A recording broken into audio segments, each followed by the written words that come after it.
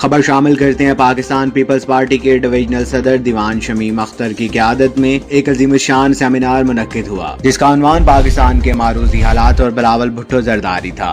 Seminar में barrister Aamir Hasan, deputy information secretary Punjab और Asim Mahmood Bhatti, finance secretary Peoples Party Punjab मौजूद थे।